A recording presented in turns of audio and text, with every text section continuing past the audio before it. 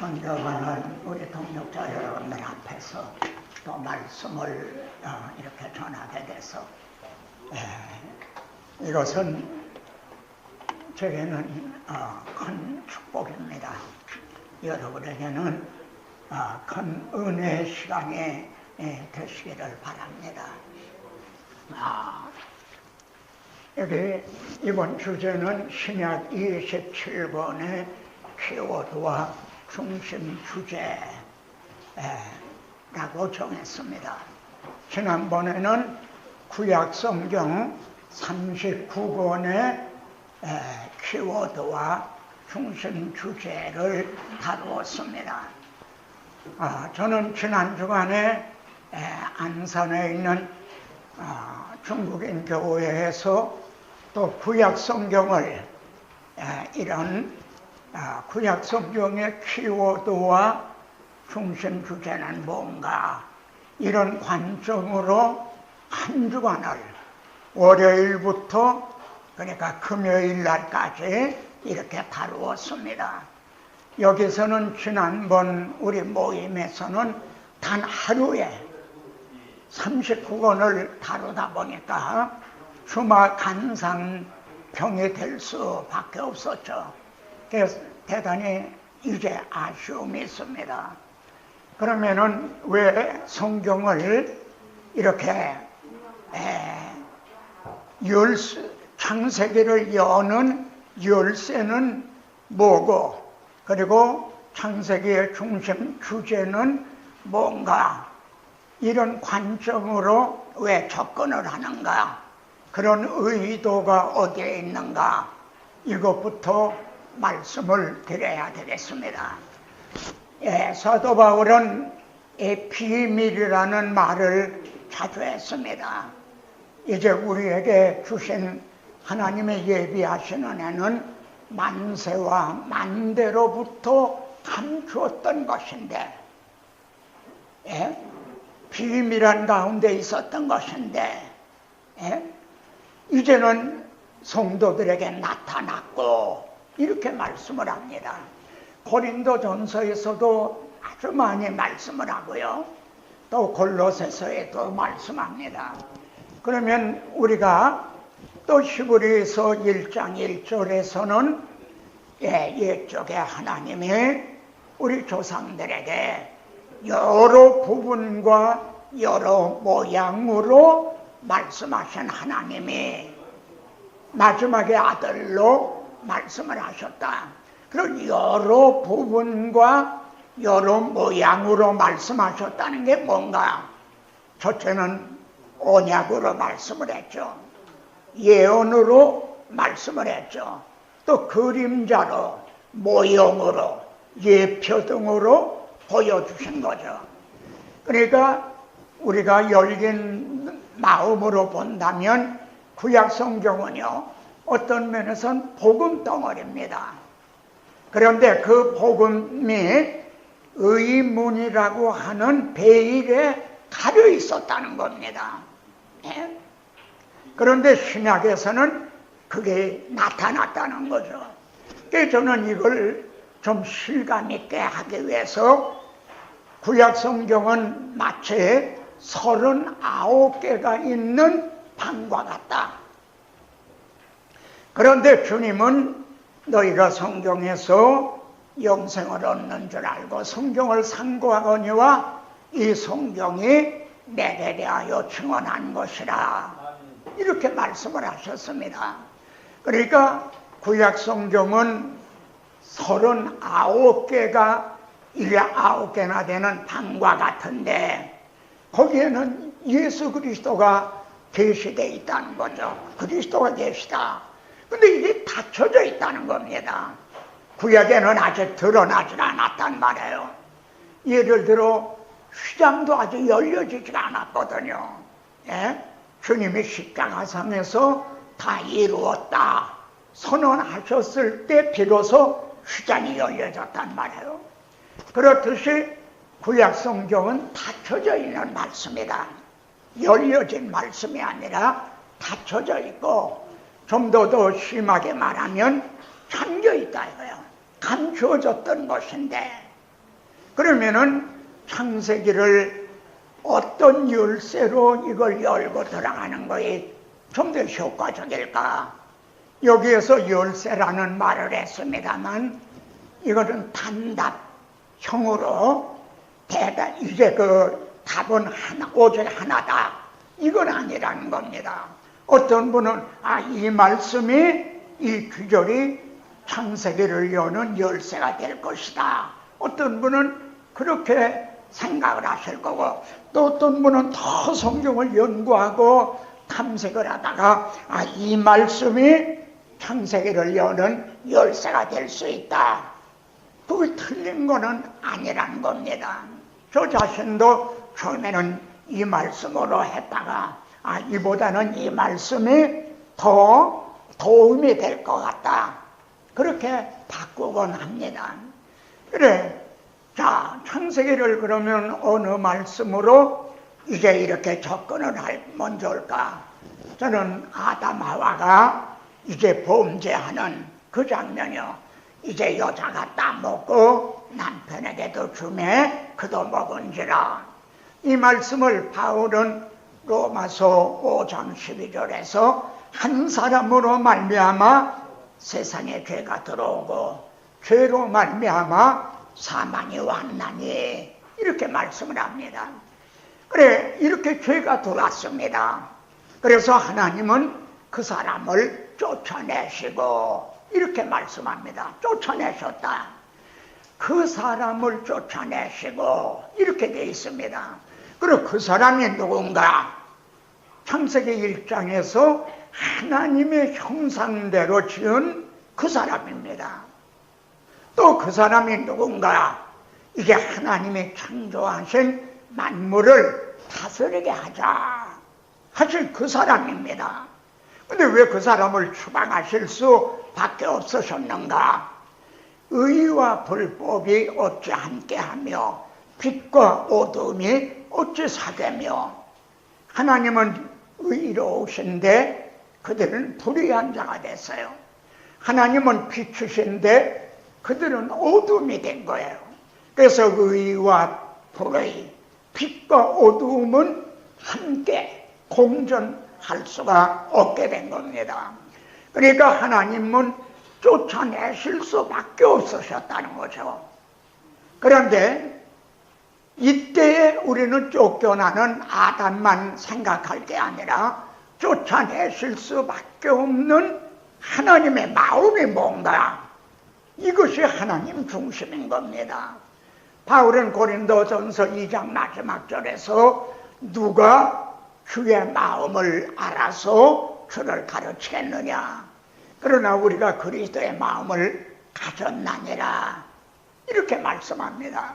그러니까 설교라고 하는 것은 정말 하나님의 마음을 전하는 것이다, 이렇게 정의할 수도 있는 겁니다.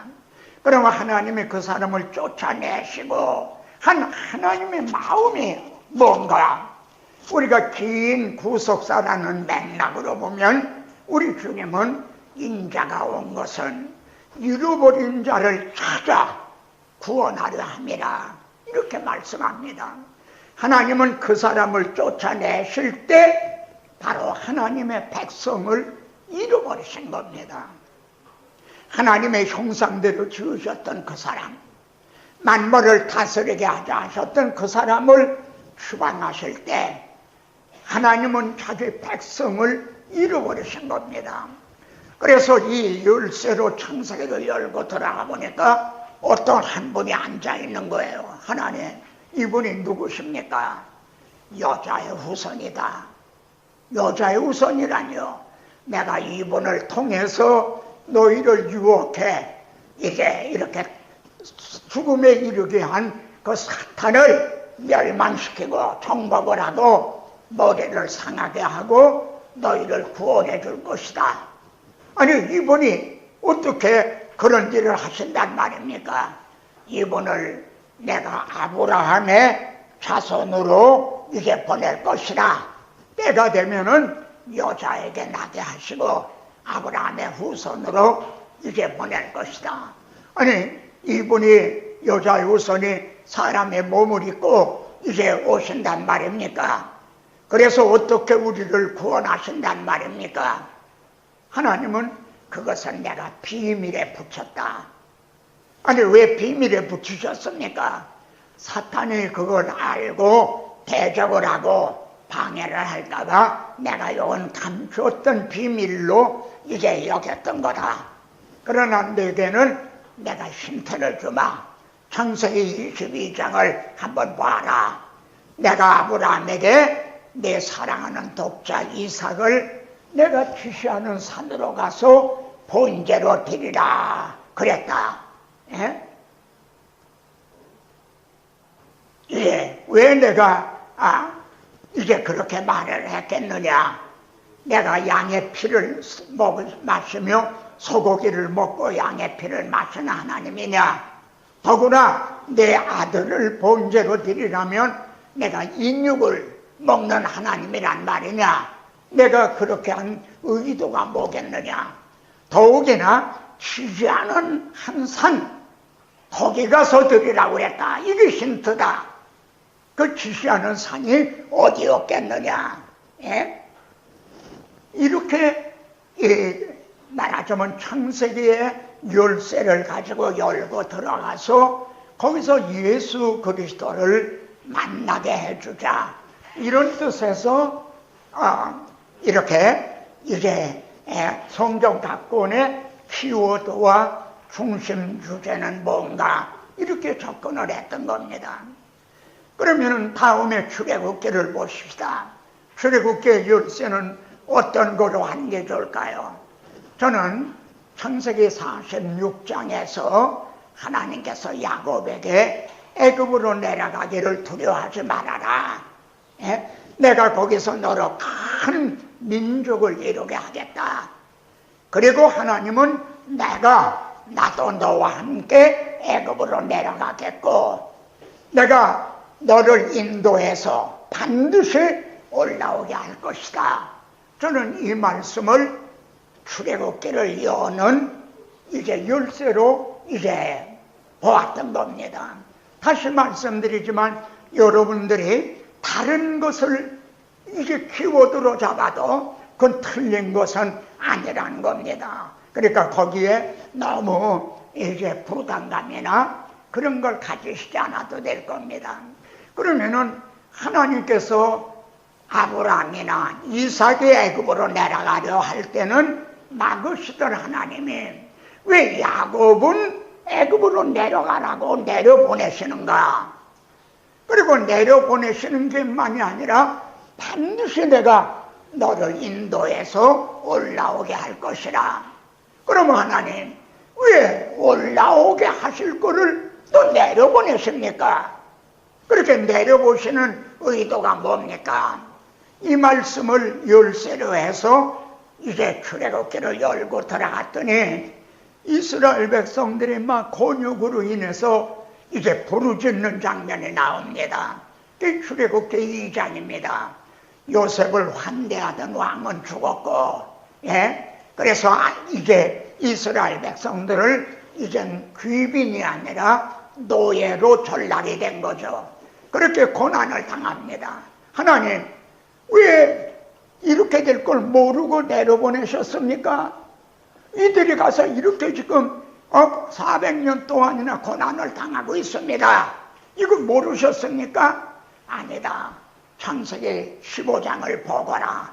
내가 아브라함에게 벌써 내 자손이 이방에 내려가서 택이 되겠고 많은 고난을 당한 이후에 이제 올라오게 할 거라고 내가 미리 벌써 이건 나의 계획 가운데 있는 것이다. 그러면은 이렇게 탄식하며 부르짖는 이들을 어떻게 구원을 하실 것입니까? 출애굽기 12장을 보거라. 그래 12장을 보니까 양 한 마리가 매여 있는 거예요. 거기에 보면은 이렇게 나옵니다.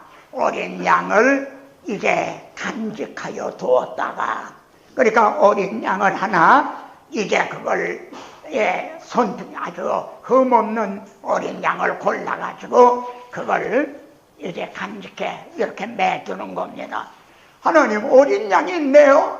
이 어린 양을 통해서 이제 인도하신다는 겁니까? 그렇지. 창세기 22장도 봐라. 거기에 산양이 숯불에 이제 뿔에 걸려 있는 거기에도 내가 양을 준비해 놓은 거 있었지.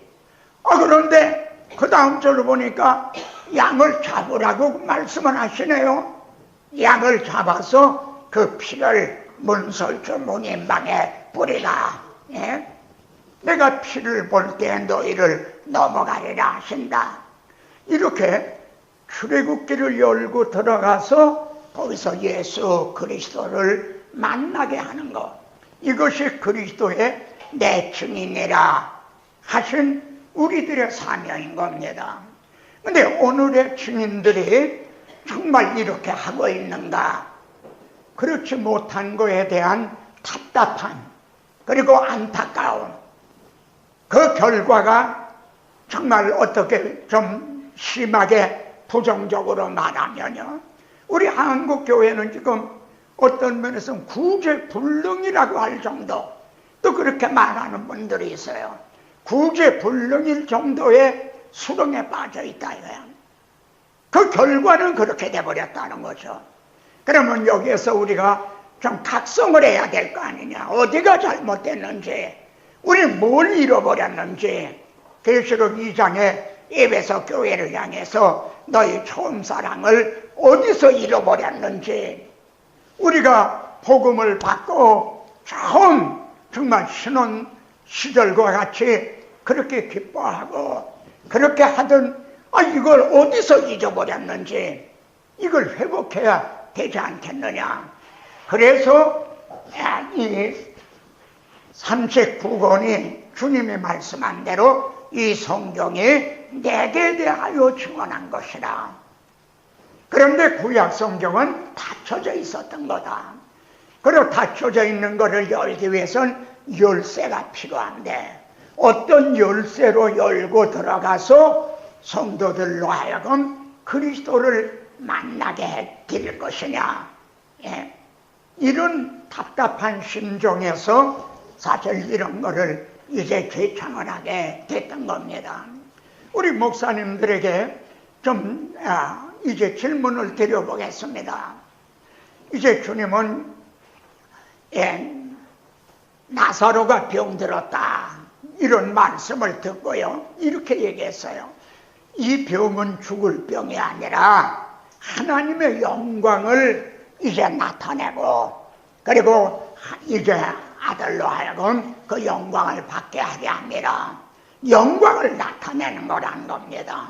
이 사건을 통해 하나님의 영광을 나타내기 위한 것이다. 또 성경은 이렇게 말씀합니다. 너희는 먹든지 마시든지 무엇을 하든지 다 하나님의 영광을 위해서 해라. 그러면은 목사님들 이제 어떻습니까? 우리가 뭘 하든지 하나님의 영광을 위해서 해라. 그러면은 하나님의 영광을 위한 최대의 그 사역이 뭡니까? 하나님의 영광을 나타내고 성도들로 하여금 영광을 보게 하고, 그래서 영광을 돌리게 하는 최대의 사건이 뭔가? 설교 시간인 겁니다. 하나님의 말씀, 이 성경이 내게 대하여 증언하는 것이라 하신 이 성경을 들어 예수 그리스도를 증언하고 하나님께서 자기 아들을 통해 어떻게 구원 계획을 이루어오셨고 우리들을 구원하셨는가, 이걸 증언할 때 최대로 하나님의 영광을 드러내는 시간이 하나님의 말씀을 태어나는 설교 시간인 겁니다. 먹어도 하나님의 영광을 위해서 해라. 마셔도 하나님의 영광을 위해서 해라. 너희 건강도 하나님의 영광을 위한 거다. 그런 중에 최대로 하나님의 영광을 이제 나타내고, 그래서 성도들로 하여금 영광을 보게 하고, 그래서 중심에서 하나님 앞에 감사와 찬양과 영광을 돌리게 하는 시간은 바로 설교 시간인 것입니다. 그런데 오늘의 설교 시간이 여기에 초점이 맞춰져 있는가? 그렇지가 않다는 겁니다. 오히려 오늘의 설교는요, 설교도 유행이 있어요. 전에 우리가 배고픈 시절에는 기복적인 설교, 이것이 유행을 했습니다.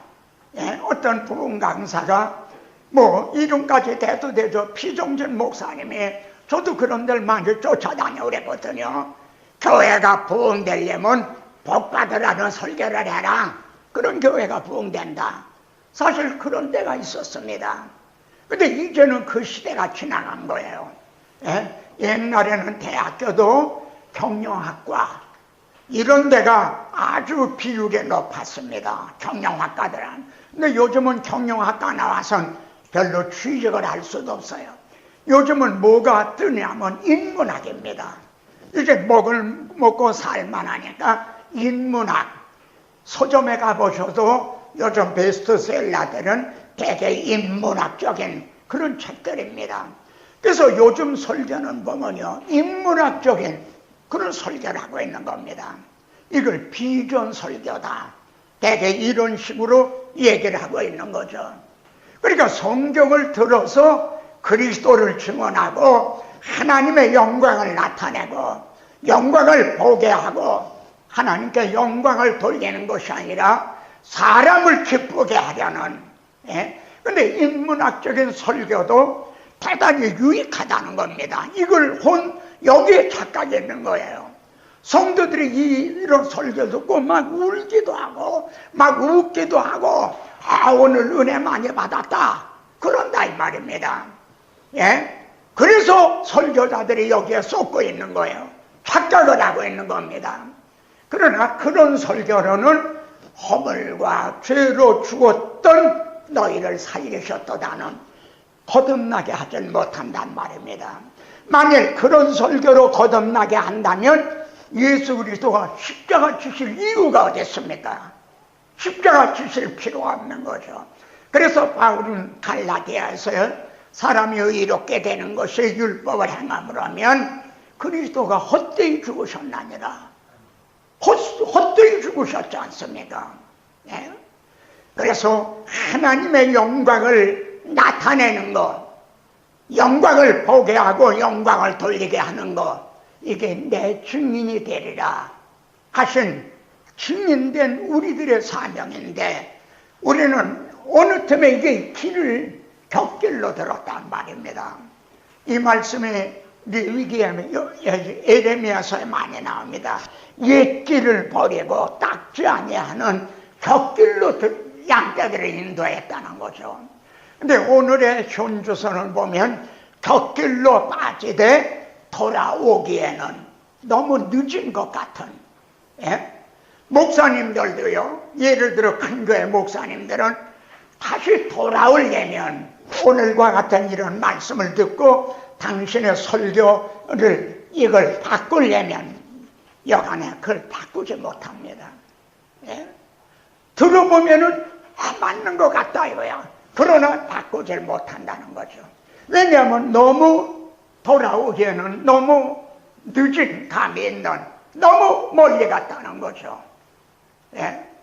그러나 여기에는 성도들의 사활에 걸려있는 문제고, 한국교회 오늘이 아니라 30년 후, 50년 후의 한국교회를 정말 우리가 생각한다면 바로 이 자리에 앉은 우리들이 뭔가 자다가 깬 것처럼 이제 각성을 해야 된다는 거죠. 자, 그런 면에서 저는 신약 27권의 키워드와 중심 주제가 뭔가, 자, 여기서 성경을 한 구절 좀 소개를 하고자 합니다.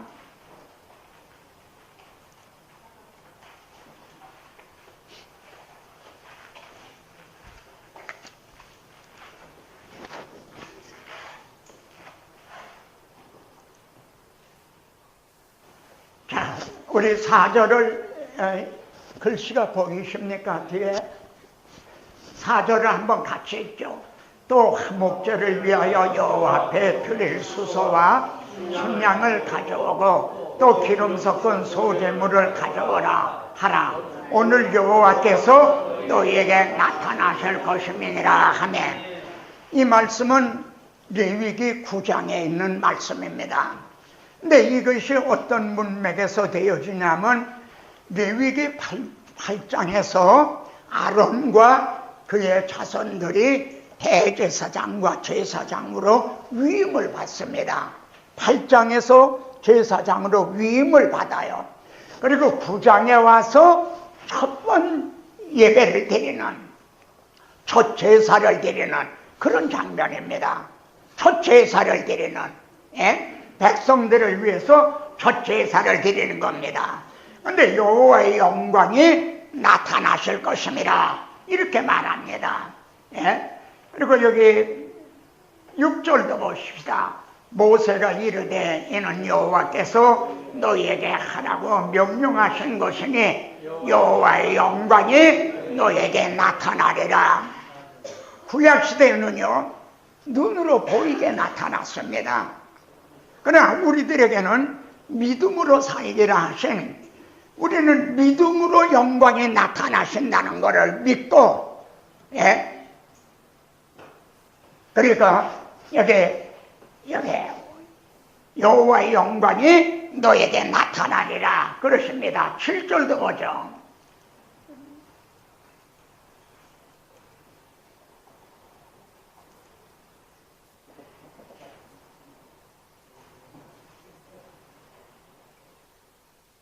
(7절) 보겠습니다. 모세가 또 아론에게 이르되 너는 제단에 나아가 내 속죄제와 내 번제를 드려서 너를 위하여 백성을 위하여 속죄하고 또 백성의 예물을 드려서 그들을 위하여 속죄하되 여호와의 명령대로 하라.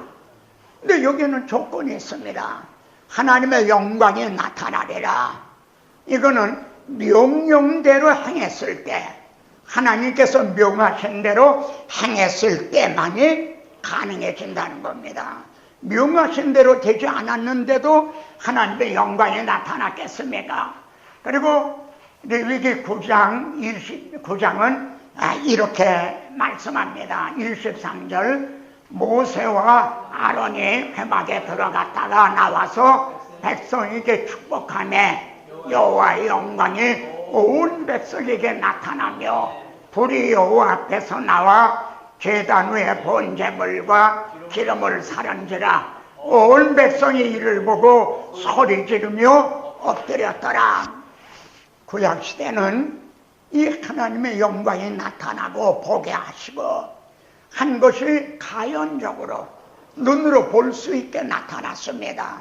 그러나 신약시대는 이것이 이제 영광 중에 정말 영적인 면에서 우리의 예배 때 이렇게 영광이 나타나고, 하나 오늘 예배 시간에, 오늘 설교 시간에 우리가 지금 속죄제와 번제, 화목제를 드리듯이 하나님 앞에 신령과 진정으로 예배를 드리는 오늘 여호와의 영광이 나타나신다. 여호와의 영광을 보게 될 것이다. 이것이 정말 영광스러운 예배고 또 설교의 영광스러움인 겁니다. 하나님의 말씀을 우리가 대언한다는 영광스러움. 그러니까 한마디로 설교는 하나님의 영광을 나타내고 영광을 돌리는 최대 사건이, 그것이 우리에게 주어진 설교 시간이다.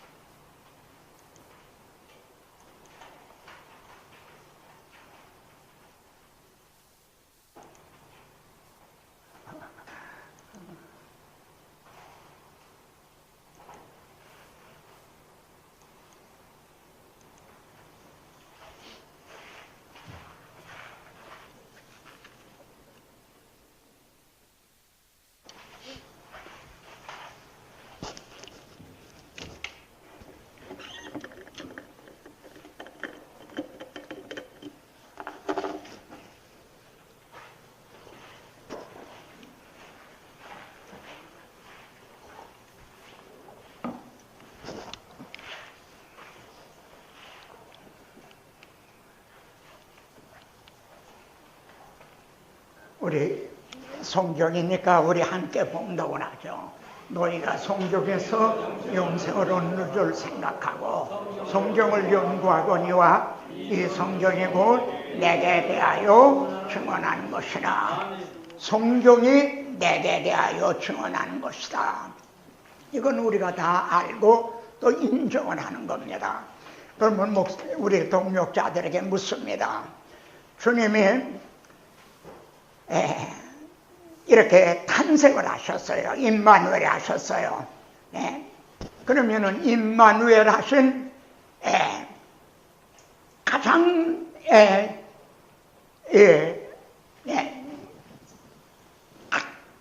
최대 목적은 뭡니까?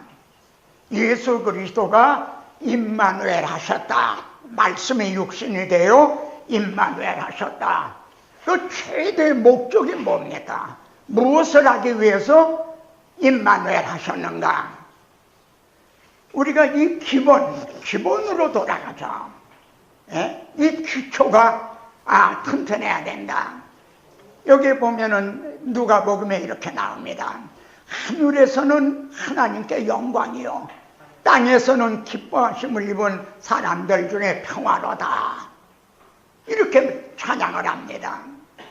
여러분, 이걸 음미해 보셨습니까? 주님이 탄생이 어떻게 돼서 하나님께는 영광이고 땅에서는 우리들에게 이렇게 택함을 받은 사람들, 우리들에게 평화가 되는가? 우선 주님이 영광을 비우시고 이 땅에 오신 최대의 목적은 하나님의 영광에 있었다는 겁니다. 자, 그러면 그 하나님의 영광이 또 어떻게 연결이 되는가?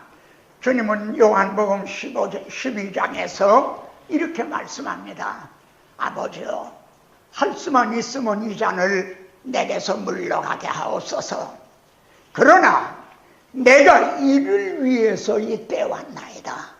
그리고 그 다음에 중요합니다. 아버지여, 아버지의 이름을 영화롭게 하옵소서. 주님이 이 땅에 이제 오셔서 강림하셔서 십자가라는 이걸 담당하신 최대 목적도 하나님의 영광에 있었던 겁니다. 그러므로 구원 계획의 최대 목적도 내가 나를 위하며 내가 나를 위하여 이룰 것이라. 어째 내 이름을 욕되게 하려 내 영광을 다른 자에게 주지 아니하리라. 이렇게 선언하십니다. 이사야 48장 21절에 있는 말씀을 문맥으로 보면은, 이사야의 문맥으로 보면은 그때 우상 숭배들을 했거든요. 그러니까 하나님께 돌려야 될 예배와 영광을 우상에게 돌렸다 이래요. 그러니까 나는 그걸 용납하지 않는다, 그런 뜻이거든요. 그러나 그건 어떻게 보면 좀 그건 표면적인 얘기입니다. 내 영광을 다른 자에게 주지 아니하리라. 하나님의 영광을 우상이 차지한다는 겁니까? 우상은 목속에 아무것도 아닌 거예요. 그러니까 이것을 넓은 구속사라는 지편에서 보면 사탄은 바로 하나님의 영광을 자기가 찬탈하려는 그런 자였거든요. 이 점이 주님이 말씀한 악한 농부의 비유에 나옵니다. 마지막에 아들을 보내셨다. 내 아들은 공경하리라 했더니, 야, 저기 상속자가 온다. 아들이 온다. 저 아들을 죽이고 우리가 그것을 자기네들이 상속 찬탈을 하자, 이런 얘기를 합니다. 그러니까 이 구원 계획에는 하나님의 이름과 이제 영광의 여기에 최대 목적이라는 겁니다. 구원 계획에 하나님 보시기에 심히 좋았더라. 만족하셨어요. 하나님의 의도대로 된 거예요.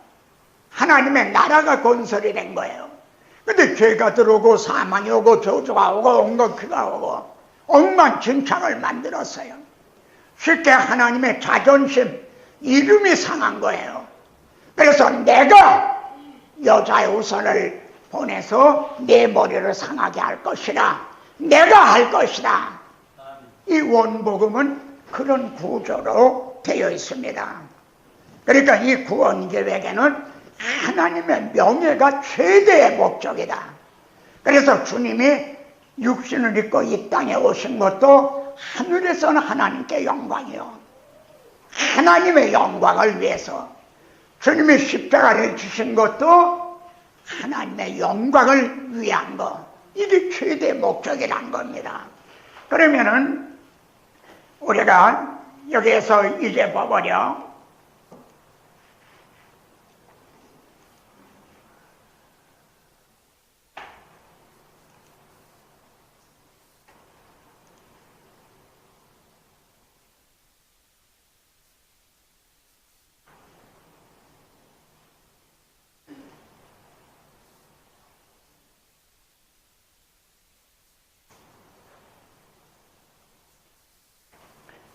여기 한번 보십시오. 여기 보면 우리를 사랑하사 그의 피로 우리 죄에서 우리를 해방하시고, 그 다음에 보면은 그의 아버지 하나님을 위하여, 이겁니다.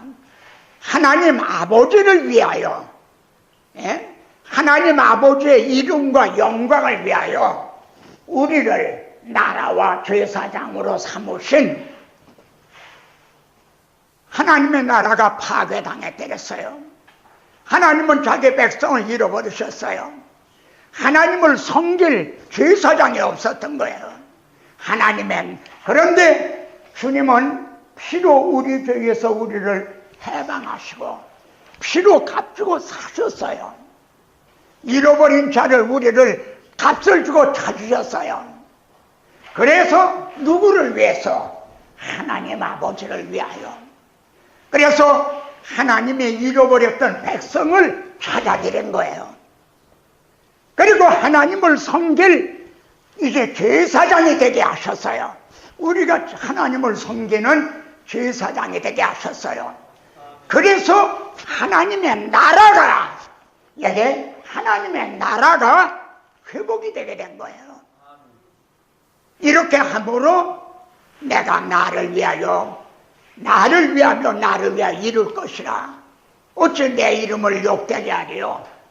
내 영광을 다른 자에게 주지 아니하라 하신 하나님의 그 계획하신 바가 성취되게 되는 거, 이게 계시록입니다. 계시록. 하나님, 그의 아버지 하나님을 위하여 우리를 나라와 제사장으로 삼으신 그에게 영광과 능력이, 그리고 이 하나님의 영광, 하나님의 이름, 하나님의 자비, 거룩하심, 사랑, 은혜, 이걸 제대로 나타나는 시간이 설교 시간이라는 겁니다. 그래서 성도들로 하여금 하나님의 영광을 보게 하고 또 영광을 돌리게 해야 될, 이게 그리스도의 증인들의 사명이라는 거죠. 근데 우리는 이걸 망각을 하고 있다는 거죠. 그러니까 이걸 회복하자는 뜻에서 우리들이 다시 한번 성경에 내게 대하여 증언하신 것이라 하신 대로 말이죠.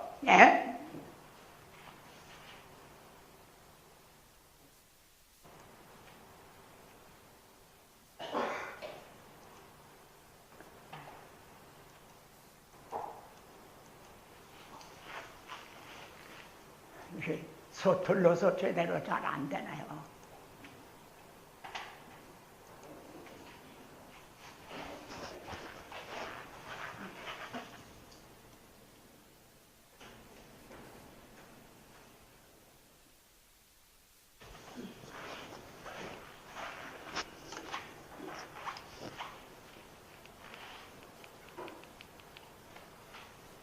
이 성경이 곧 내게 대하여 증언한 것이라. 자, 그러니까 구약 성경의 기록 목적은, 여기에서 말씀하신 성경은, 주님이 말씀한 성경은 구약 성경을 가리켜 말씀하십니다. 그러면 복음서의 기록 목적은 뭔가? 우리 같이 보시죠. 오직 이것을 기록하면 너희로 예수께서 하나님의 아들 그리스도이심을 믿게 하려 하며 또 너희로 믿고 그 이름을 힘입어 생명을 얻게 하려 함이라. 그러니까 이 말씀을 쉽게 말씀드리면 예수가 누구신가, 그분이 우리들을 위해 무엇을 해주셨는가, 이 두 가지 주제입니다. 예수는 하나님의 아들 그리스도시다 이거야. 그리고 그분이 우리들에게 생명을, 영생을 얻게 하신, 죄값은 사망인 우리들에게 생명을 얻게 하신, 허물과 죄로 죽었던 우리를 살려주신, 그리고 그 생명은 영원히 사는 영생을 얻게 하려 함이라. 이것이 요한복음을 기록한 목적이요, 비단 요한복음만이 아니라 복음서, 우리들이 이제 살펴보고자 하는 복음서의 또 기록 목적이기도 합니다. 그래서 여기에 분명무쌍이라는 게 있습니다. 맹인들이 코끼리 구경을 간 거예요. 그러니까 코끼리를 만져보는 겁니다. 그런데 어떤 맹인은 코를 만져보고 다리를 만져보고 꼬리를 만져보고, 그리고 제가 그 얘기를 하는 겁니다. 내가 코끼리를 봤더니 뱀처럼 구렁이처럼 생겼더라. 아니다, 기둥같이 생겼더라. 아니다, 벽처럼 생겼더라. 복음서에는 그런 부분들이 있습니다. 그러나 그게 복음은 아닙니다. 그런데 우리는 이 복음서를 너무 나누었다는 거죠. 이걸 너무 쪼개놨다는 거죠. 그러다 보니까는 복음이 없어져 버린 거예요. 좀 여러분에게 너무 심한 말씀인지 모르겠는데, 로마서는 말입니다, 한 편의 설교라는 겁니다. 1장부터 16장까지가 한 편의 설교인 겁니다. 근데 우리는 로마서 강해를 하려면 그건 아마 적어도 한 100번에 나누어서는 아마 하게 될 거예요. 그러다 보니까 로마서 강해를 마쳤는데도 뭘 했는지 나중에는 남는 게 없는 거예요. 예? 우리가 이걸 너무 나눠놨다는 거죠. 예? 그러니까 성경은 이렇게 큰 나무하고도 같습니다. 근데 그 중심은 예수 그리스도를 증언하는 거거든요. 근데 여기에 이런 지역적인 말씀도 나옵니다. 예? 이런 성경에는 줄기 말씀도 있고 가지 말씀도 있단 말이에요. 근데 이 가지에 감이 열린 거예요. 어떻게 감이 열렸습니까? 이 가느다란 가지에 이것이 그리스도에게 연결이 되어 있기 때문에요. 예? 만일 이게 끊어졌다면 이거는 죽을 수밖에 없는 거죠. 근데 우리는 이거를 이 성경의 중심 주제인 그리스도로 중심으로 그걸 해석하고 있는 게 아니라 그것만 끊어진 말씀으로, 그래서 인문학적으로 말이에요, 심리학적으로 이렇게 접근을 하고 있는, 이런 우리가 잘못을 범하고 있다는 거죠. 그렇게 되면은 그리스도께서 끊어지고 은혜에서 떨어진 자니라.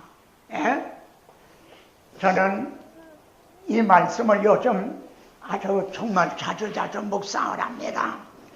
하나님께서 예레미야에게 이렇게 말씀합니다.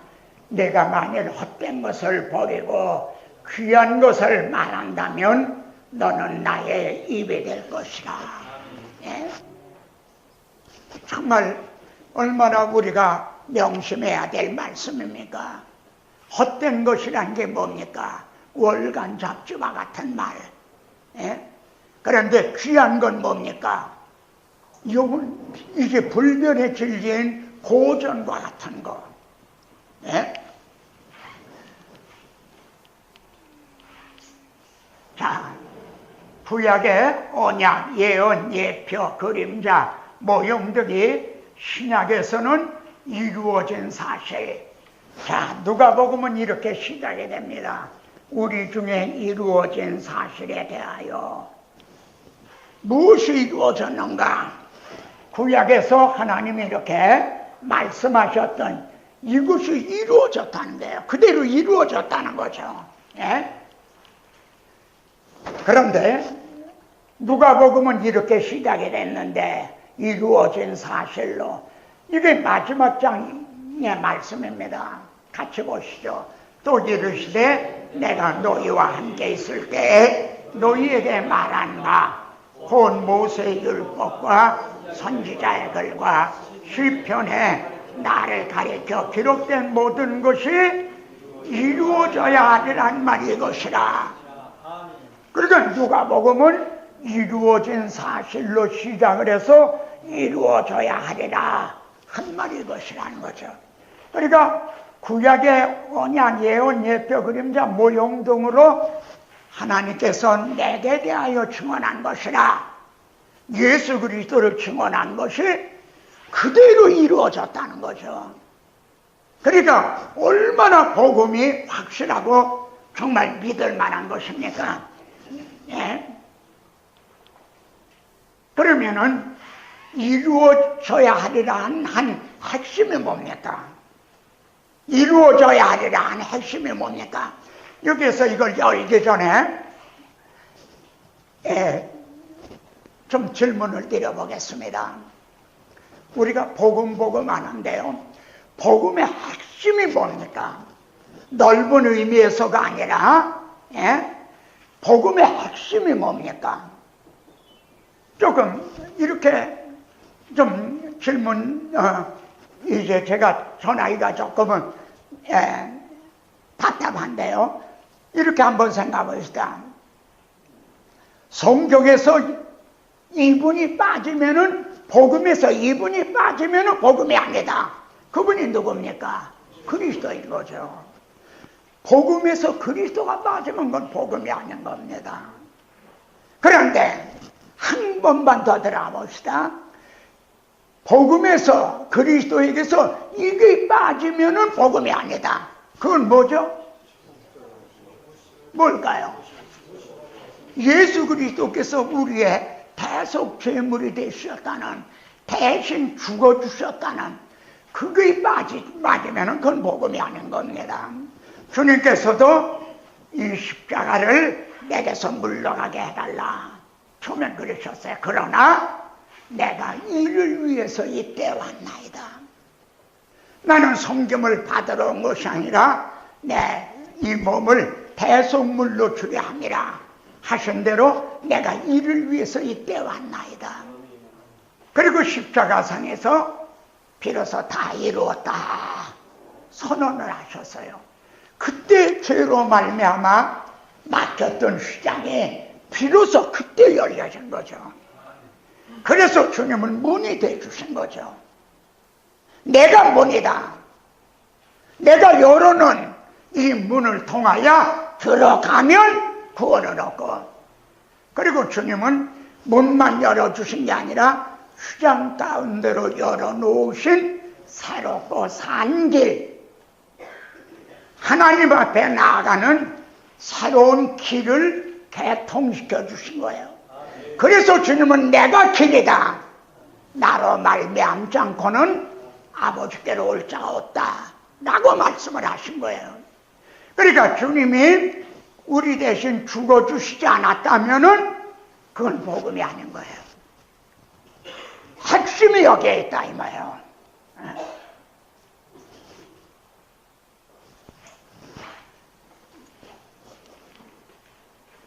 이에 그들의 마음을 열어 성경을 깨닫게 하시고, 같이요 또 이르시되 이같이 그리스도가 고난을 받고, 즉 십자가에 못 박혀 죽으셨다가 제3일에 죽은 자 가운데서 살아날 것과, 이를 통해서 살아날 것과, 죽으셨다가 살아나실 것과, 그리고 이를 통해서, 이 사건을 통해서 그의 이름으로 죄사함을 받게 하는 회개가 예루살렘에서 시작하여 모든 족속에게 전파될 것이 기록되었으니 너희는 이 모든 일의 증인이라. 너희는 나는 이 모든 일의 주인이라는 거예요. 그러니까 여기에 보면 그리스도가 고난을 받고 죽은 자 가운데 살아나실 것, 이를 통해서 죄사함을 받는 이 복음이 전파되게 됐다는 거죠. 그러니까 이루어져야 되는 핵심이 무엇인가? 예수 그리스도께서 우리의 대속제물이 되주셨다는 겁니다. 고난에 대한 주님의 증언을 보십시오. 주님 자신의 같이요. 아버지요, 나를 구원하여 이때를 면하게 하여 주옵소서. 그러나 내가 이를 위하여 이때 왔나이다. 인자가 온 것은 성경을 받으려 함이 아니라 도리어 섬기려 하고 자기 목숨을 많은 사람의 대성물로 주려 함이니라. 그리고 십자가상에서 다 이루었다 하시고 머리를 숙이니 영원히 떠나가시니라. 주님 자신이 이렇게 증언을 하셨습니다. 자유주의 신학자들은 주님이 이루어 놓으신 복음을 바울이 유대교적으로 이걸 변질을 시켰다, 이런 얘기를 합니다. 근데 그게 아닙니다. 이 주님 자신이 이렇게 증언을 하고 계시는 거죠. 그러면은 요약을 하면요, 복음의 핵심은 하나님의 아들이 우리 대신 죽으심으로 우리 대신 죽어주셨다. 이게 복음의 아주 핵심적인 요소인 겁니다. 자, 우리 보십시다. 하나님은 내가 먹는 날에는 반드시 죽으리라, 그렇게 말씀했어요. 이거에 대해서 또 설명을 하자면은 옆으로 또 빠지게 됩니다. 그래서 설명은 안 하고 그냥 넘어가겠습니다. 왜 이렇게 말씀하셨는가에 대해서는요. 그래서 죄의 삭은 사망이요, 이렇게 말씀한 거죠. 먹는 날에는 내가 반드시 죽으리라. 죄의 삭은 사망이요, 그랬어요. 그런데요, 다니엘서에 보면 왕이요, 다니엘을 모함을 해서 사자굴에 집어던지려고, 다리오 왕이 이걸 나중에야 내가 속았구나, 내가 저놈들 모략에 당했구나. 그래 다니엘을 집행을 하지 않고 저녁 때까지 미루어요. 사자굴에다 집어던지지 않고. 그러니까 간신배들이 들어와서요, 왕이요, 메대와 바사의 귀를 하시거니와 왕께서 세우신 금령과 법도는 고치지 못할 것이니이다. 그래. 여러분, 이 말씀이 이 말이 이에 대한 하나의 이제 해석이 될 수가 있습니다. 메대와 바사의 나라와 왕의 권위를 위해서도 한 번 세운 거는 고치지 못한다면, 의로우시고 진실하신 하나님이 내가 먹는 날에는 반드시 죽으리라 하신 것을 고치거나 취소하실 수가 없는 겁니다. 그런데 그리스도의 사랑이 우리를 강권하시는도다. 바울은 그럽니다. 그리스도의 사랑이 나를 막 잡아끈다. 여러분, 바울도요, 우리와 같은 똑같은 육신을 입은 사람입니다. 어떻게 보면 여러분과 못해요. 왜냐하면 바울에게는 뭔지 모르지만 사탄의 사자가 있었잖아요. 그를 괴롭히는 말이죠. 게다가 바울은 우리가 생각했던 것보다 말에는 내가 조라나, 말을 잘 못한 것 같아요. 아볼로는 아주 운변적이었는데 말이에요. 그러니까 어떤 면에서는 여러분보다 못한 것일 수도 있어요. 그런 바울이 어떻게 40에 하나 감한 매를 5번이나 맞고 타장으로 3번 맞고 돌에 맞고 그러면서도 중단함이 없이 환난과 결박의 나를 기다린다나, 내가 하나님의 받은 은혜의 복음을 증언하려 하면은 나는 나의 생명을 나는 조금 더 귀한 것으로 여기지 않는다. 아마 우리 같으면 안 갔을 거예요. 중국에 뭐 한번 이번에 들어가시면 안 돼요. 지금은 중국 사정이 나쁩니다. 절보도 그래요. 한 번은 정주에 갔어요. 이제 경주의 구석사 아카데미를 개설하기 위해서 갔어요. 이제 버스 정류장까지 기차로 가서 거기서 버스를 타고 또 한 2시간 가서 버스 정류소에 대해 전화를 했어요. 그러니까 도착하셨습니까? 이제 곧 나갑니다. 한 5분이면 나갑니다. 그 지금 거기서는 구속사 아카데미 개원식을 하려고 다 준비를 하고 있는데 5분, 10분, 20분, 30분이 돼도 안 오는 거예요. 그래서 전화를 하니까 전화도 끊어져 버린 거예요. 저를 인도했던 선교사님이 이게 덮쳤다 이거예요. 그러니까 벌써 우리 전화도 이제 추적을 해서 지금 우리를 잡으러 온다. 이게 빨리 피해야 된다는 거예요. 어떻게 해야 될까요? 정말 덮쳤어요.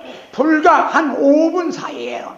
그놈들이 그 공안이 오자마자 하는 말은 노트북 내놔라. 첫 번에 이제 얘기가 노트북 내놔라. 근데 그 강의할 노트북과 그건 내가 다 가지고 있었거든요. 그러니까 불과 한 5분 차이로 우리가 먼저 들어갔더라면 정말 다 그냥 일망타진을 당할 뻔했던 거죠. 아무리 뒤져도 없으니까 뭐라 그러냐, 오늘 중으로 여기서 나가라 명령한다. 자, 그런데 바울은요, 그리스도의 사랑이 우리를 강권하신다는 거예요. 그럼 바울을 강권한 그리스도의 사랑이 뭡니까? 우리가 생각한데 우리 생각에 호소랍니다. 여러분 한번 생각을 해보세요. 하나님의 아들이 우리 죄를 위해서 우리가 죽어야 될 걸 하나님의 아들이 대신 죽어주셨습니다. 우리는 이거를 고백을 하고 이걸 믿는 사람들입니다. 정말 여러분이 이걸 진심으로 믿는다면 이 하나님의 사랑이 자기를 강권하신다는 거죠. 그리고 복음을 쉽게 설명하면 이렇게 됩니다. 내가 먹는 날에는 반드시 죽으리라 그러셨잖아요. 근데 하나님은 이걸 취소하실 수가 없는 거예요. 이 한 번 말씀한 거를 고치실 수가 없는 거예요. 그래서 자기 아들을 보내셨어요. 그래서 뭐라 하냐면 사람이, 나는 하늘에서 내려온 살아있는 떡이니 사람이 떡을 먹으면 영생하리라. 먹으면 죽으리라.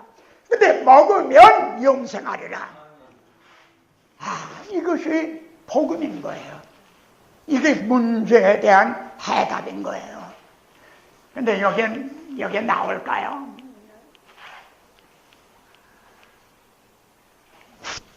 그래서 복음의 첫째 목적은요, 하나님의 영광에 있습니다.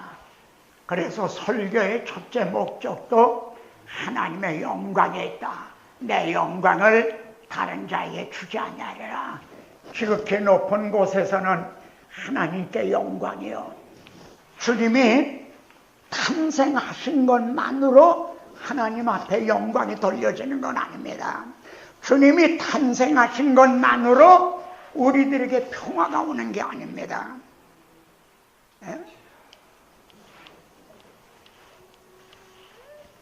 내가 이를 위하여 이때에 왔나이다. 아버지요, 아버지의 이름을 영광스럽게 하옵소서.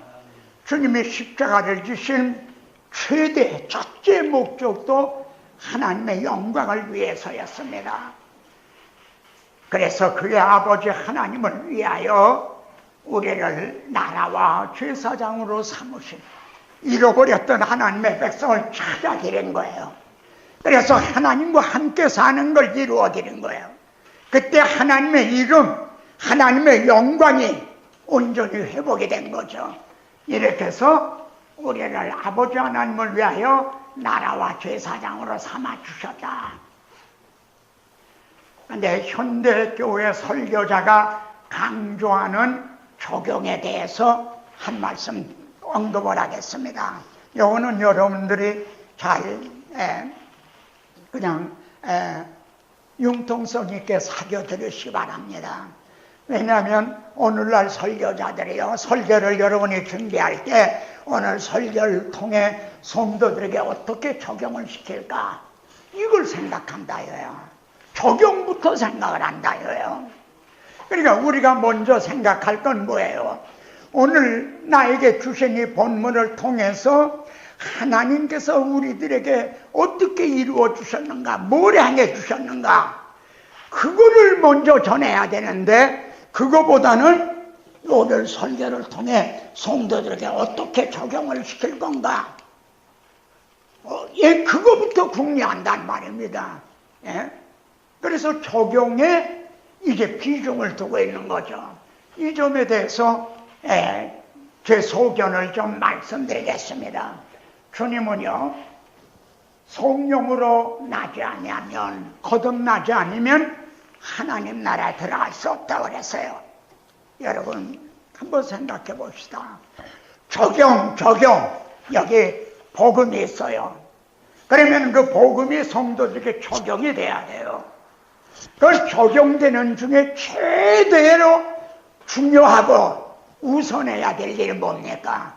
복음을 듣고 성령으로 말미암아 허물과 죄로 죽었던 심령이 살아나는 것, 중생하는 것, 이게 최대 적용인 겁니다. 그러니까 우리는 흔히 하나님은 계획하셨고, 이제 성자 하나님은 이걸 이루셨고, 성령님은 이걸 적용을 시킨다.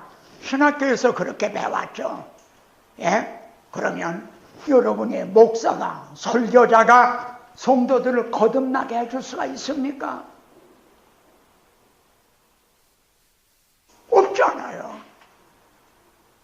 성도들을 거듭나게도 못해주면서 무슨 어떤 적용을 한다는 겁니까? 예? 우선 하는 최대, 그리고 무엇보다 우선하는 이거를 해주지 못하면서 우리는 그걸 못하는 거예요. 예? 그런데 그것만 못하는 게 아니라 여기 보세요. 또 내 영을 너희 속에 두어, 그래서 성령으로 거듭난 거죠. 그래서 너희로 내 윤례를 행하게 하리니 너희가 내 규례를 지켜 행하리라. 여러분, 우리가 윤리를, 기독교 윤리를 실천할 수 있는, 순종할 수 있는 거는 거듭난 사람만이 가능해요. 거듭나지 못한 사람은 아무리 얘기를 해봐야 그냥 소풀에 물 붓게 되는 거예요. 예? 그래서 여기 분명히 내 영을 너희 속에 두어 너희로 내 윤례를 행하게 하리니 그러십니다. 그래서 여기 보세요. 로마서에서 바울은 육신의 생각은 하나님과 원수가 되나니, 여기에 육신이라는 말은 거듭나지 못한 사람을 얘기합니다. 예? 그 사람의 생각은 하나님과 원수가 되나니, 예?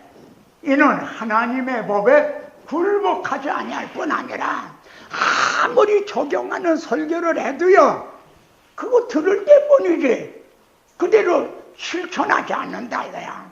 순종하지 않는다는 거예요. 왜냐하면 육신의 생각은, 그래서 하나님의 법에 굴복하지 않을 뿐아, 이게 또 중요해요. 할 수도 없습니다. 굴복하지 않을 뿐만 아니라 그걸 순종할 힘도 없다는 거예요. 능력이 없다는 거예요. 할 수도 없습니다. 이게 오늘 한국교회, 현대교회의 현주소 아닌가요? 네? 우리 한국교회처럼 모이기에 아마 힘쓰는 교회는 없을 거예요. 미국은 일주일에 한 번 모입니다. 네? 주일에 한 번. 우리 한국교회는 그렇잖아요. 미국의 교회는 일주일에 한 번 모여. 네? 그것도 설교는 그냥 아주 짧아. 제가 양로원에 가서 설교하는데 3분 하래요. 설교를 3분 하래. 네? 여러분, 할 수도 없습니다. 같이 보겠습니다. 그들은 내가 고운 음성으로 사랑의 노래를 하며 음악을 잘하는 자같이 여겼나니.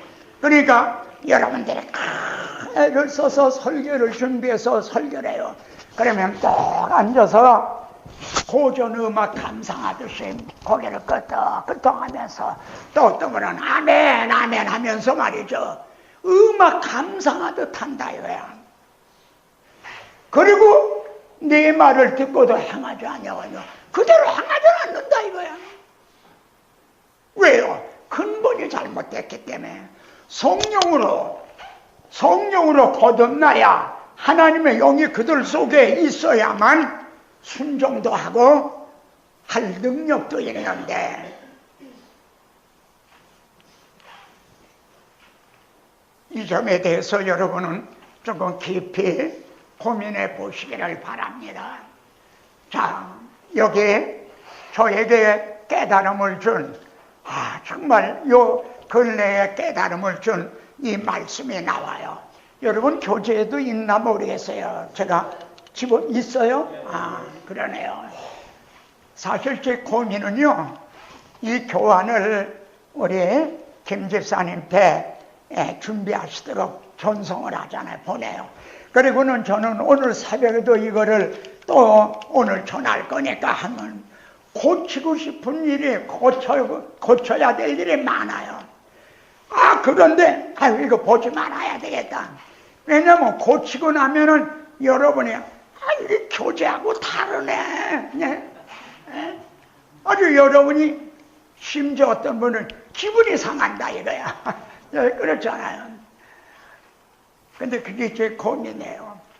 이렇게 어떻게 해서라도 하나님의 말씀을 좀 더 바르게, 좀 더 정확하게 전해야 되지 않겠습니까? 근데 이거 제가 아마 금년이라고 할까요? 이 말씀을 금년에 제게 정말 크게 깨달음을 준 말씀이에요. 성경에 나타난 상반된 하나님의 두 조서가 있어요. 그게 뭐냐면은 에스더서에 나오는데, 우선 여기에 창세기 하나님의 두 조서네요. 하나님의 내가 먹는 날에는 반드시 죽으리라. 이게 하나님의 조서예요. 그런데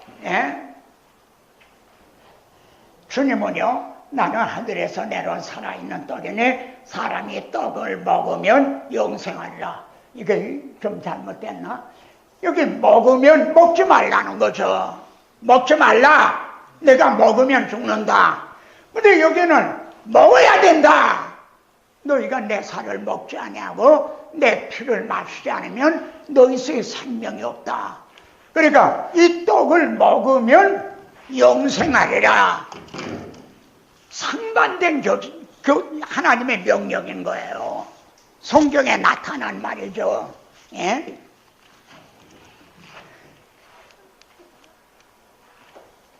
자, 보십시오. 그러면은 왜 이렇게 상반된 하나님의 조서가 나타나게 됐냐면, 곧 이때는 자기 아들을 화목제물로 세우신 때입니다. 거기 성경을 보시면요, 자기 아들을 화목제물로 십자가에 세우셨다. 곧 이때에 자기의 의로우심을 나타내서, 즉 내가 먹는 날에는 반드시 죽으리라 한 걸 하나님은 취소하실 수가 없어요. 그래서 그거를 자기 아들에게다 나타내셨다는 거예요. 우리에게 나타내셔야 될 거를 우리 대신 자기 아들에게 자기의 의로우심을 나타내서, 그래서 우리를 구원해 주신 거는 하나님의 의로운 공의의 손상을 입으시면서 해주신 게 절대 아니라는 거죠. 비공식적으로 해주신 게 아니라는 거죠. 그래, 자기도 의로우시며 또한 예수 믿는 자를 의롭다고 하시기 위해서는 이 방법밖에 없었다는 거죠. 하나님도 의로우시고, 그리고 우리도 의롭다고 함을 얻어서 하나님하고 잃어버린 자를 찾아서 함께 사는 이걸 이루시기 위해서는 이 방법 외에는 없었다는 거죠. 그래서 우리에게 율법의 요구가 이루어지게 하려 하심이라. 먹는 날엔 반드시 죽으리라 하신 하나님의 이 법을 폐하고 우리를 구원해 주신 게 아니라는 거죠. 자기 아들에게 나타내시고, 예? 이래서 상반된 두 조서예요. 근데 이 말씀을 에스더서의 말입니다. 이게 참도 전에는 제가 에스더서를 강의할 때도 아마 이 내용이 없었는지 모르겠어요. 있나 모르겠는데 여기에 왕의 상반된 왕의 두 조서가 나타나요.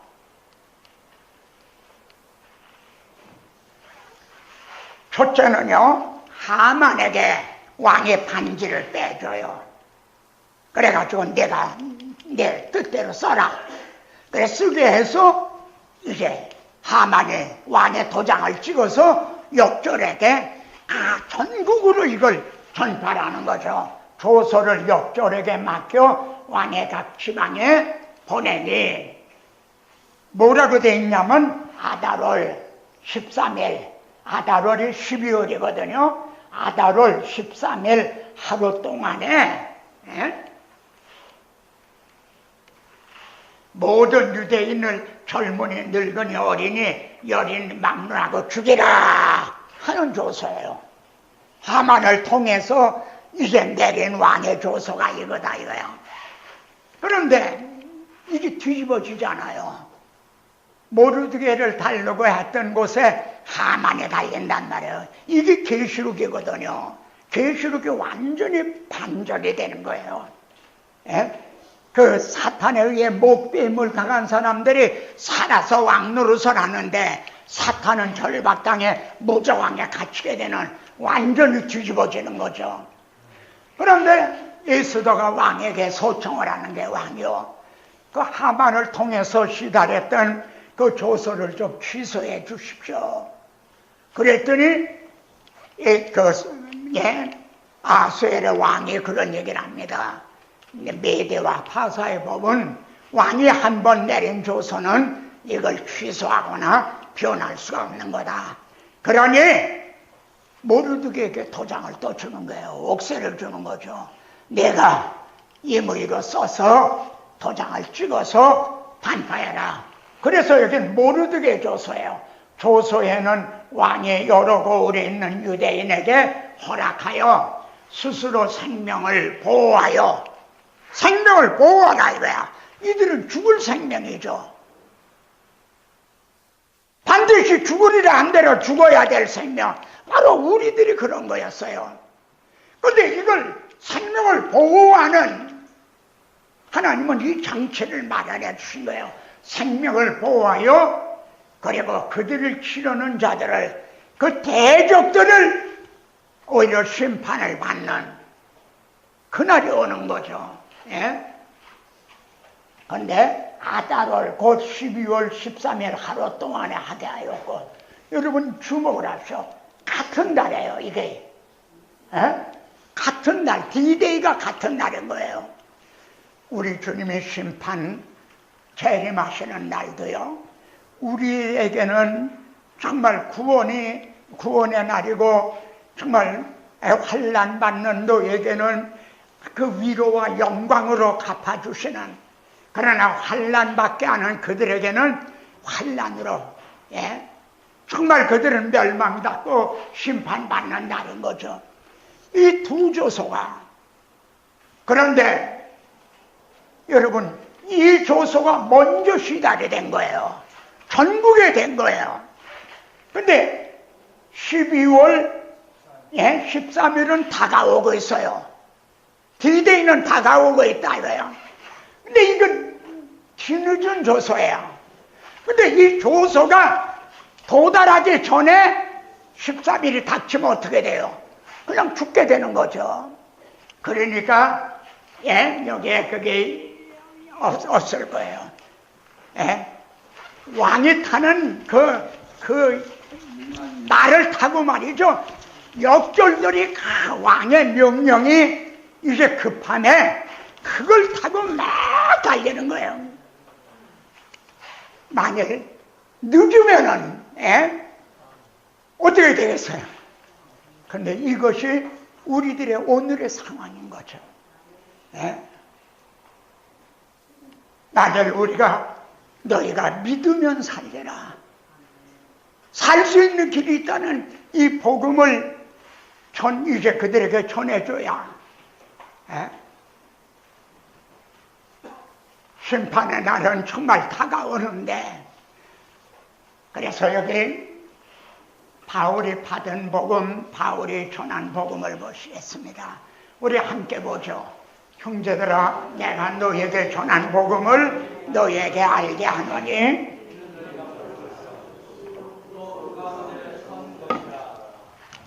또 그 가운데 선 것이라. 너희가 만일 내가 전한 그 말을 굳게 지키고 헛되이 믿지 아니하였으면 그로 말미암아 구원을 받으리라. 내가 받은 것을 먼저 너희에게 전하였노니 성경대로 그리스도께서 우리 죄를 위하여 죽으시고 장사 지낸 바 되셨다가 성경대로 사흘 만에 다시 살아나사. 이것이 바울이 받은 복음이었고 바울이 전한 복음이었다고 자신이 진술하고 있습니다. 이게 내가 받은 복음이다. 그리고 내가 전한 복음이다. 그러면은 우리들도 스스로 점검을 해봅시다. 내가 받은 복음이 바울이 받은 복음과 같은 복음인가? 내가 지금까지 전하노나 한 복음이 바울이 전한 복음과 같은 복음을 전했는가? 왜 이 점이 중요하냐면요. 예?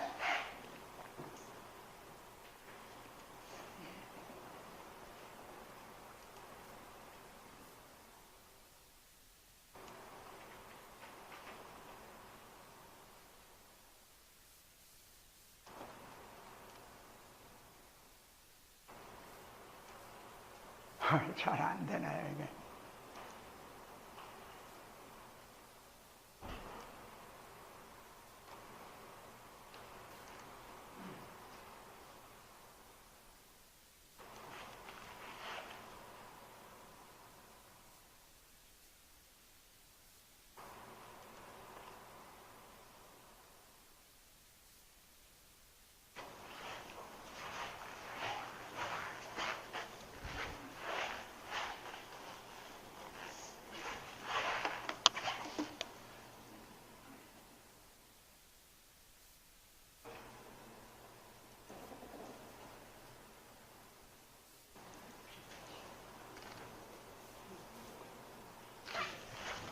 이게 고린도전서 2장입니다.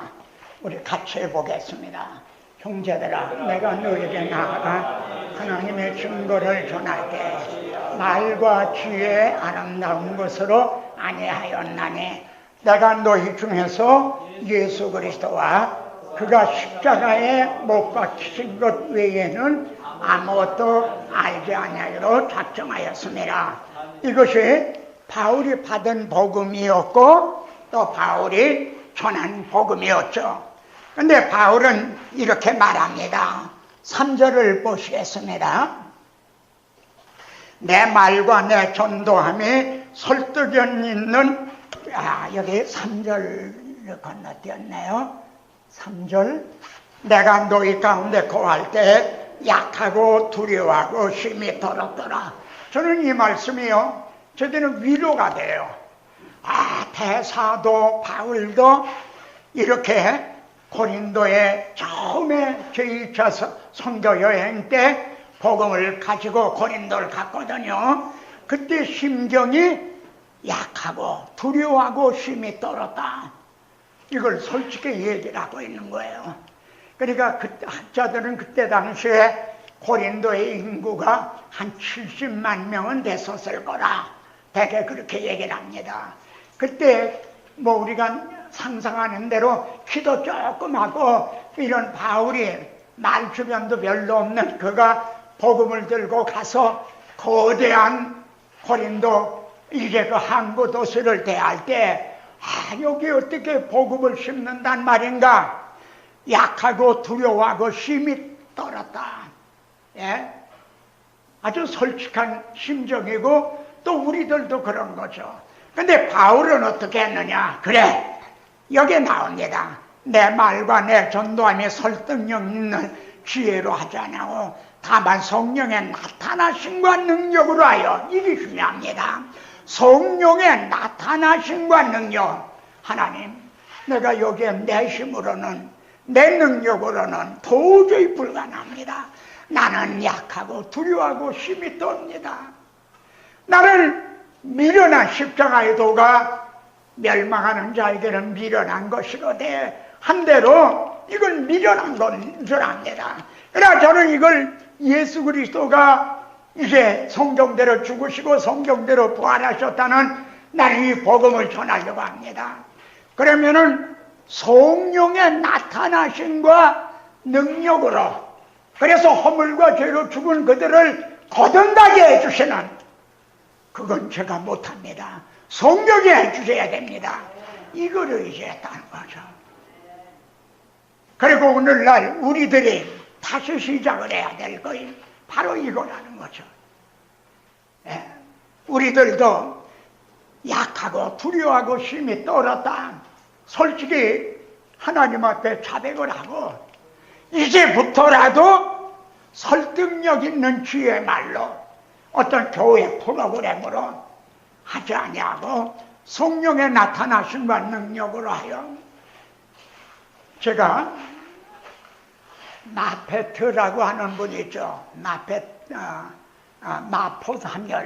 마포사멸, 우리 한국의 초대 선교사였던 분이 말이에요. 그분이 한국의 선교 10년, 한국에 복음이 들어와서 10년이 지났어요. 그 10년에 대한 결산 보고를 한 것이 있습니다. 예, 이제 있는데 그 요약을 하면 이렇습니다. 한국의 선교사들이 들어와서 크게 둘로 갈라졌다는 거예요. 하나는 이 북쪽으로 평양 쪽 이쪽으로 복음을 전하고, 또 한 분은 이 남한으로 이렇게 복음을 전하고 둘로 이렇게 나눠졌다. 그런데 복음을 전하는 방법이 전혀 달랐다는 거죠. 남쪽에서 전한 분들은 대개 어떻게 했냐면 병원을 세우고 학교를 세우고 뭐 고아원이나 양로원, 유치원 이런 거를 세우는 이런 사역을 했다는 거예요. 그런데 북쪽으로 간 분들은 그런 걸 하지 않고 그냥 순수하게 복음을 전했다는 거죠. 그런데 결과는 어떻게 나타났습니까? 이게 평양의 한국의 소돔 고모라와 같은 곳이다 했던 데가 한국의 예루살렘이라고 하는 1907년도인가요? 한국의 성령의 역사가 남쪽에서 일어난 게 아니라 북쪽에서 일어났다는 거예요. 북한에서 성령의 역사는 남한에서 그러한 학교를, 그래서 보세요. 기독교계 미션 스쿨들이요, 남한에 다 있어요. 북한에는 제가 알기로는 오산학교 그런 정도 또 있나요? 그런 게 없어요. 의료기관도 남한에 다들. 그러나 성령의 역사는 남한에서가 아니라 북쪽에서 일어났다는 거죠. 회개 역사가 말해요. 그리고 제가 그걸 읽으면서 말이죠, 느낀 거는 가만히 생각을 해보니까요, 한국 교회사에서 한국 교회를 복음적으로 이끌고 오신 분들이 거의가 다 이북 출신인 거예요. 예를 들어 박형영 박사나 박윤선 목사님이나 말이죠. 또 목사님들로는 한정직 목사님이나 또 이제 김창현 목사님이나 다 이북에서 내는 분들이에요. 이 남해는 괄목할 만한 그런 신학자가 이게 세워지질 않은 거야. 없는 거야. 근데 그분들이 주도하다가 그분들이 세상을 떠나니까 이 남한이 완전 급격하게 복음을 상실해가고 있고, 그래서 내리바지로 이렇게 타락하고 있는 게 아닌가. 그래서 저는 내 말과 전도함이 설득력 있는 그런 인간의 수단이나 방법을 하지 않고 다만 성령의 나타나심과 능력으로 하여 나는 이것만 의지했다. 나 자신은 약하고 두려워하고 난 힘이 떠는 저도 그래요. 저도 여러분 앞에서 그래요. 네? 그런데 우리가 강단에 서서 담대할 수 있는 것은 우리가 하나님의 말씀을 증언할 때 이게 성령의 나타나심과 능력으로 역사해 주신다는 것을 믿기 때문이라는 거죠.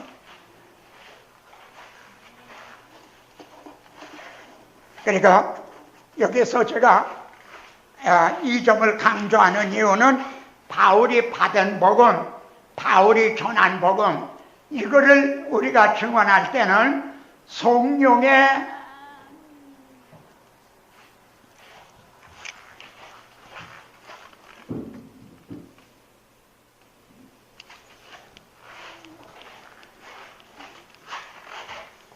그래서 이 바울과 같이 우리가 한다면 이게 데살로니가전서 1장에 이런 말씀을 합니다.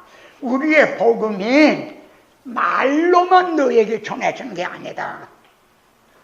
능력과 성령과 큰 확신으로 된 것이니 그러면 이 성령의 사역은 어제나 오늘이나 동일한 거죠.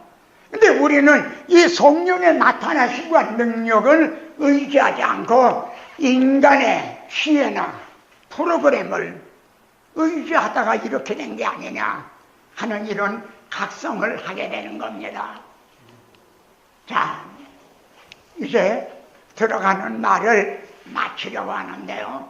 우리 먼저 살피게 되는 게 마태, 마가, 누가 공간복음입니다. 공간복음에는요 이렇게 공통점이 있어요.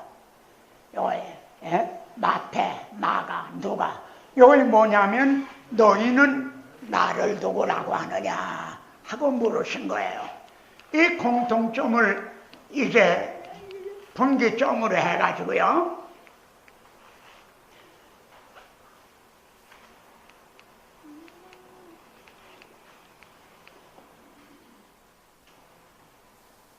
베드로가 주는 그리스도시요 살아계신 하나님의 아들이십니다 하고 고백을 했습니다.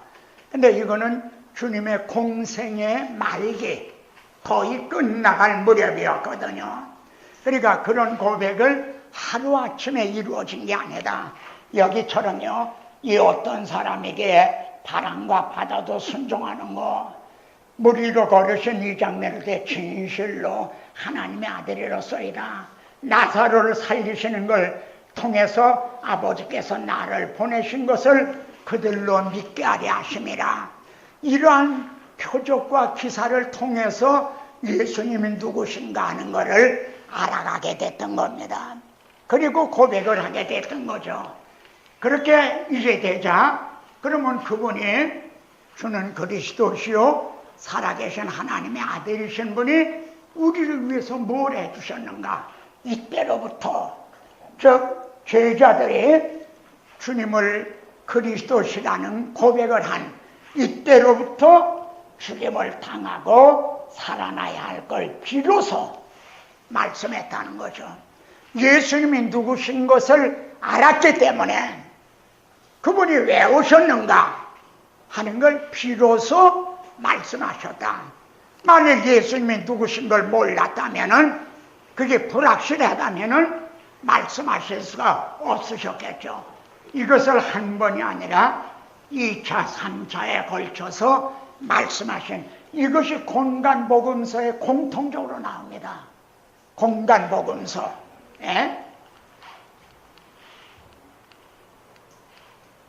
자, 그런데 선지서의 두 주제도 마찬가지예요. 우리에게 한 아기가 났다. 근데 이분이 누구냐? 그의 이름은 전능하신 하나님이라 영존하신 아버지라 평강의 왕이라. 예수님이 누구신가? 근데 그분이 우리를 왜 뭘 해주셨는가? 우리는 다 양 같아서 그릇 행하여 각기 제 길로 갔거늘 여호와께서는 우리 모두의 죄악을 그에게 담당시키셨도다. 예수님이 누구시냐? 그분이 우리를 위해서 무엇을 행해주셨느냐? 미가서에도요, 베들레헴에서 이제 한 아기가, 한 다스리는 자가 나타난다 이거예요. 근데 그분은 베들레헴 사람이 아니라 그의 근본은 상고의 영원에 있느니라. 태초에 하나님과 함께 계셨던 분이다. 예수님이 누구신가? 그런데 그분이 우리를 위해 뭘 해주셨는가? 우리 죄를 담당을 해주셨다 이거야. 그래서 우리의 죄악을 발로 밟으시고 우리의 모든 죄를 깊은 바다에 던지시리다.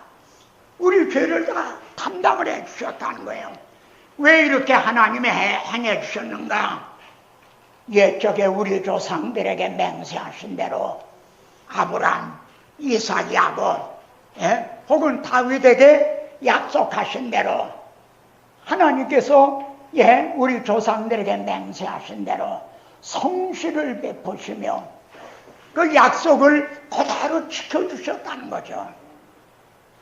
우리는 거짓되기 때문에 약속을 하고도 지켜주지 못하는데 하나님은 한 번 약속한 걸 그대로 지켜주셨다는 거죠. 그래서 이렇게 해주셨다는 거죠. 선지서의 두 주제도 그랬습니다. 근데 여기 아주 심각한 문제가 나옵니다. 근데 두 주제를 분리하면 복음이 사라진다는 겁니다. 그러니까 예수님이 누구시냐? 그분이 뭘 해주셨느냐? 이 두 주제가 복음서에 이제 복음서를 기록한 목적인데 이 두 주제를 분리하면요, 베드로가 신앙 고백을 했어요. 그랬더니 경고하사, 여기 경고를 하셨다는 거예요. 뭐라고? 자기가 그리스도인 것을 아무에게도 이르지 말라 하시니라. 여러분 오늘 돌아가시면요, 이 여러분이 가진 주석이나 강의 설교에서 이 대목을 찾아보십시오. 왜 이거를 제자들에게 자기가 그리스도인 걸 아무에게 말하지 말라고 경고를 하셨는가? 뭐라고 그분들의 해석을 하고 있는가? 주님이 이렇게 경고하신 마음이 뭔가? 주님의 의도가 뭔가?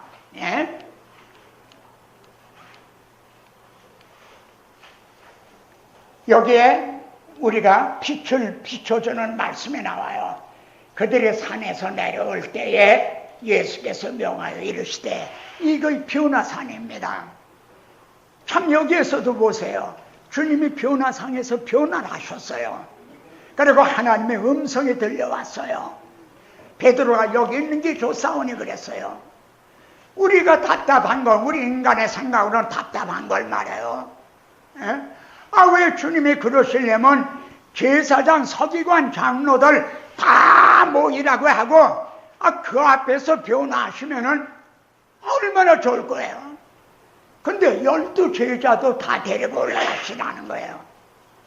3 제자만 데리고 올라가셨어. 그것도 나중에 그들이 증인이 돼야 되기 때문에. 그런데 내려오시면서 뭐라면 인자가 죽은 자 가운데서 살아나기 전에는 본 것을 또 말하지 말라. 또 검하신다 이거예요. 여기에서 주님의 마음, 의도를 깨닫게 되는 거예요.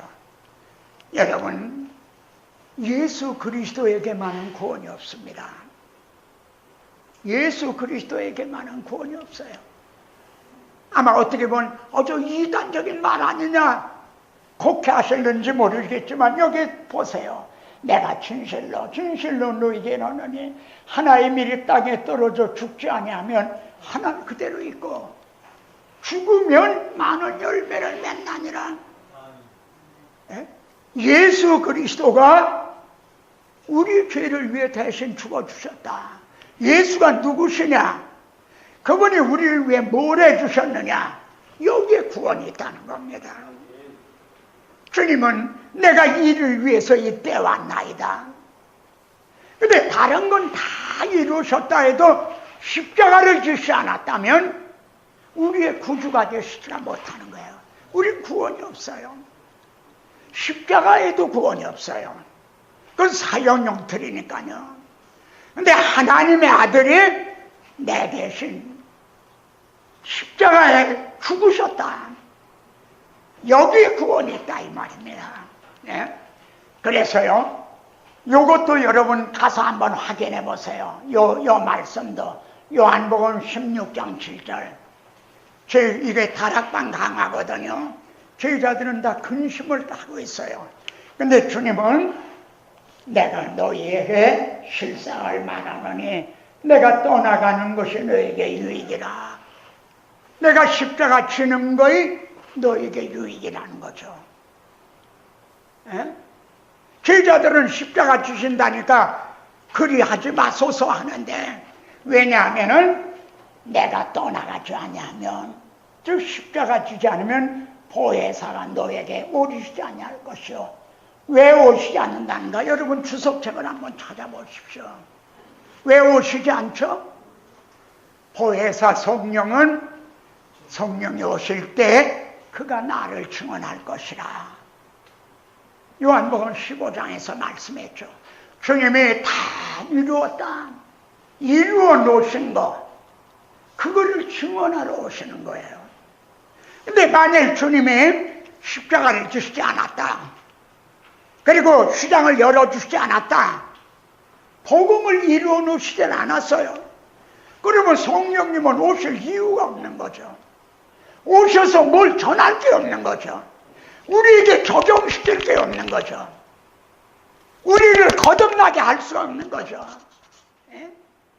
그래서 보혜사가 너에게로 오시지 아니할 것이요, 내가 가면 그를 너에게 보내느니, 예? 허물과 죄로 죽었던 너희를 살리셨도다. 이것이 불가능해져요. 이 두 주제를 분리하면 성도들에게 중생시키는 그 성령에 나타나, 믿음은 들음에서 나는데 그 성령에 나타나심과 능력이 역사해 주시지 않는 거예요. 성령이 너희에게로 오시지 아니할 것이요. 그런 설교를 통해서는 성령의 나타나심과 능력으로 역사하심이 없다. 좀 너무 당돌한 말씀일까요? 오늘의 설교에 정말 성령의 나타나심과 능력이 있는가? 나 자신의 설교에 성령의 나타나심과 능력을, 나는 정말 그를 사모하고 의지하고, 그렇게 간구하고 있는가? 힘으로도 못하고 능으로도 못하고 오직 나의 영으로만 하나니라. 나는 약하고 두려워하고 심히 떨었노라. 우린 그런 존재예요. 이 보배를 질그릇에 가졌으니 능력이 심히 큰 것이 하나님께 있고 우리에게 있지 아니함을 알게 하게 하니라. 그래서 여기까지만 오전 마치겠습니다. 복음서의 초점이 전부 6월절에 맞춰져 있어요. 마태복음에도 6월절, 마가복음에도 6월절, 누가복음에도 6월절, 요한복음에도 6월절. 예수님이 6월절 양이 되주셔서 죽어주심으로 우리 대신 정죄를 받으셨기 때문에 내가 그 피를 볼 때에 너희를 넘어가리라. 이스라엘 집에서도 죽음은 있었다는 거죠. 그게 피가 말해주는 거예요.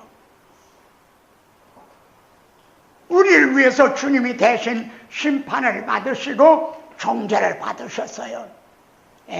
그래서 우리는 정죄함이 없고 심판을 받지 아니하나니 기도드리겠습니다.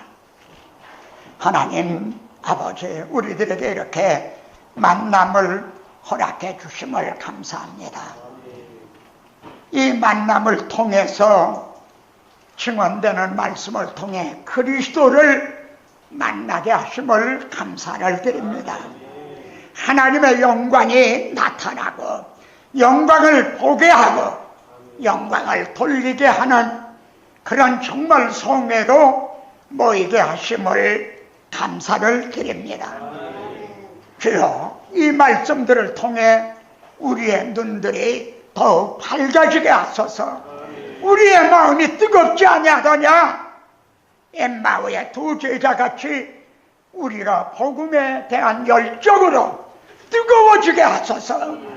하나님의 사랑이, 그리스도의 사랑이 우리를 강권하시는도다 하신 대로 그 사랑이 우리를 강권하여 주셔서 엘리야가 나만 남았는데 하는 이런 상황에 놓여있는 우리 한국교회에 내가 무릎을 꿇지 않은 자 7,000명을 남겨놓으셨다 하신 그런 7,000명들이 되게 하실 것을 믿습니다.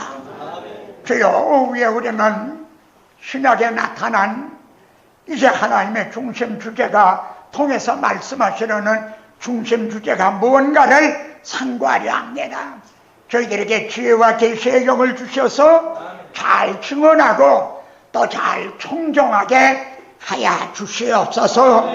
구하고 생각하는 것에 넘치도록 하여 주실 언제나 예만 되시고 아니라가 되시지 아니하신 내 이름을 구하면 내가 시행하리라 하신 예수 그리스도의 이름으로 기도드리옵나이다.